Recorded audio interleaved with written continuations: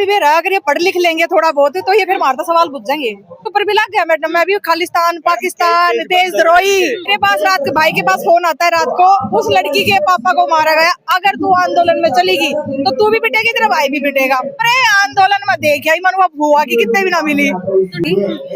एक लड़की थी भाई नर्मदा, जिसको आप जानते होगा, सरकार को दिख रहा है ये, सरकार को दिख रहा है ये, पर सरकार बोल नहीं रही। हम सरकार के लिए नहीं खड़े, हम सिस्टम के लिए खड़े हैं। हर चीज जो सरकारी बात है, इनने भी देशद्रोही और ये देश के टुकड़े टुकड़े करने के लिए ये वहाँ ठप्पा तो इनका लगाया ही जाएगा।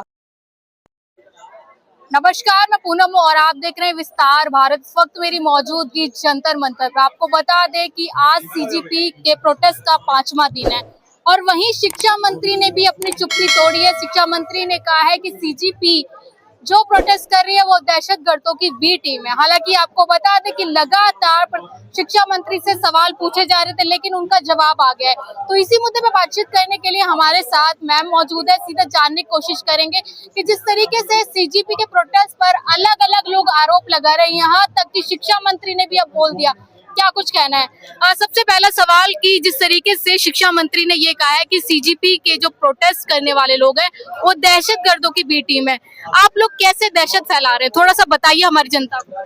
जैसे हम सच्चाई के बारे में बोलेंगे या किसी चीज के बारे में बोलेंगे तो सरकार तो सोचा है भाई सीट तो जाएगी, कुछ ना कुछ तो ऑप्शन हमें डालना पड़ेगा।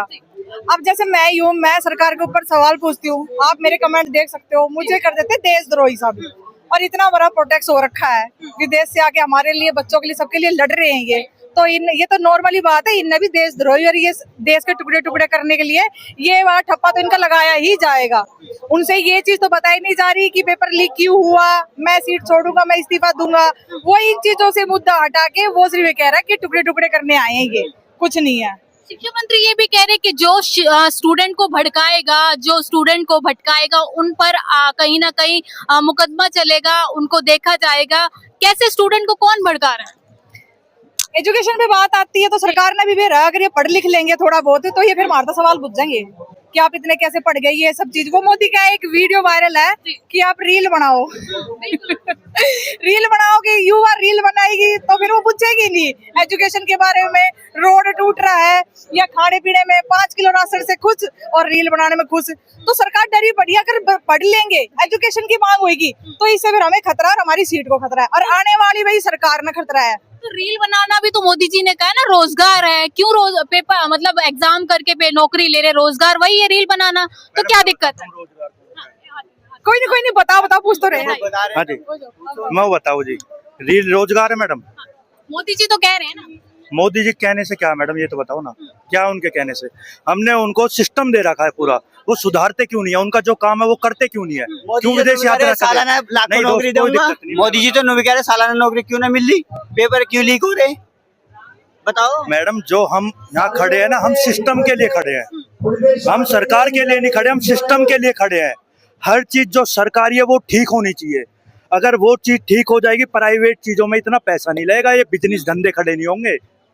क्या लग रहा है सरकार इस्तीफा देने का नाम क्यों नहीं ले रही? आप लोग लगातार प्रोटेस्ट कर रहे हैं, रात दिन यहीं पे बैठे हुए हैं, सरकार के कानों पे जूं क्यों नहीं रेंग रही? मैडम, एक दिन में बीजेपी सरकार थोड़ी नहीं बन गई, उसे भी तो टाइम लगा है ना, हमें थोड़ा टाइम लगेगा, हम भी बिगाड़ देंगे सब चीज। सरकार देख रही है। जब सरकार को ये पता चल गया 3 बच्चियों का नीट का पेपर नहीं हुआ और किसी की रैली की वजह से, मोदी मीडिया ने भी बोल दिया, आज की मुख्य समाचार न्यूज वही 3 बच्चों की रैली की वजह से पेपर रह गया। क्या सरकार ने यो नहीं दिख रहा होगा? सरकार को दिख रहा है ये, सरकार को दिख रहा है ये, पर सरकार बोल नहीं रही। सोचे कि अगर जैसे बोला, जैसे मोदी मीडिया ने ये टॉपिक लाया तो सर कुर्सी गई। वो अगर ये इच्छा पूरी कर दी तो कल को और भी मांगी होगी और भी मुद्दा आएगा और भी इस्तीफा देंगे। आज इससे इस्तीफा मांग रहे, कल को पता नहीं किससे इस्तीफा मांगेंगे, तो सरकार डरी पड़ी है और इनकी डर रही है इनसे। अच्छा, जो कल हुआ एक लड़की के फादर को जिस तरीके से हिंदू संगठन वालों ने मारा, उस पे क्या कहेंगे? क्योंकि यहाँ तो वो आवाज उठाने आई थी, जिस तरीके से उनके फादर पर अटैक किया, उसे कैसे देखते? देखो, इस पे मैं बताती हूँ। मैं 2-3 दिन पहले मैं भी आई थी, एक लड़की थी भाई नर्मदा, जिसको आप जानते हो, बहुत ज्यादा है भाई। वो आई थी ना, बहुत लंबे लंबे भाषण देगी थी। मैंने देखा कि जंतर मंतर में कोई लेडीज ऐसी नहीं जो इसका जवाब दे दे। मेरे को बहुत फील हुआ, बहुत बेकार फील हुआ। मैं हरियाणा से हूँ, मैं सीधी भागी आई जंतर मंतर में, छोड़ काम को मैं ये का जवाब मैं दूंगी। पूरे आंदोलन में देख आई मन, वो बुआ की कितने भी ना मिली, तो डर गए क्या आपसे? और डर की होगी भाई, उसका आस्थमा था जो भी था, उसकी टैबलेट टूबलेट सब लेके आके मैं देखी जानी जाओगी भाई। यहाँ पे आके उनके ही जो उनके पास के ही थे, जो उनके साथ जो एक झुंड होता है कुत्तों का, उसने ही दूर से वीडियो बनाई मेरी कि आ गई ये, मतलब छिनार उनार, इसके पास मीडिया आ रही है, ये मीडिया को जवाब दे रही है, छिनार है ये। उस बंदे की हिम्मत नहीं थी मेरे पास आके बोलने की, उसने दूर से वीडियो बनाई। ठीक है, ये बात मैं चली गई। अब ये लड़की के साथ केस हो गया, इसके पापा को पीछे से मारा गया। मेरे पास रात के भाई के पास फोन आता है रात को, उस लड़की के पापा को मारा गया। अगर तू आंदोलन में चलेगी तो तू भी पिटेगी, तेरा भाई भी पिटेगा। अच्छा, आपको भी धमकी दी गई? हाँ, मेरे को धमकी दी। मैं बोली भाई देखते हैं ऐसा कौन मर्द पैदा हो गया। मैं बोली मेरे भाई तो मैं खड़ा हो ले, मैं कर रहा हूँ जिम, इतने में तैयार पाइए।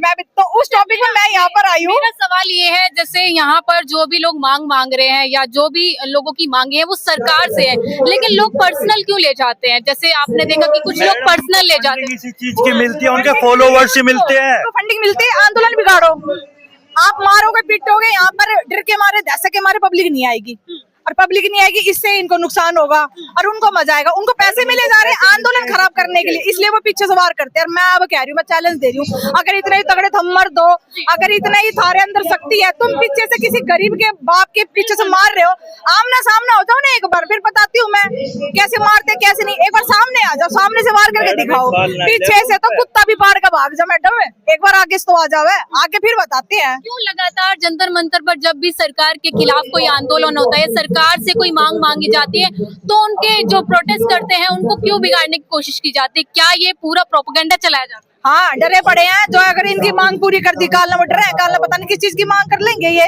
तो भाई डरे पड़े हैं। इस्तीफा की बहुत बड़ी बात है, इस्तीफा दे देगा, तो घर हिस्सा चल रहा है, उनकी पीढ़ी हिस्सा चल रही है, उनका बालक भी देश में इस्तीफा लग रही है, क्यों इस्तीफा दे देगा वो, बस यही है। ये भी आरोप लगता है कि ये खालिस्तानी है, पाकिस्तानी है, इस पे क्या कहें? मेरे ऊपर भी लग गया मैडम, मैं भी खालिस्तान पाकिस्तान देशद्रोही, मेरे तो 100 गज का प्लॉट पाकिस्तान में काट दिया था।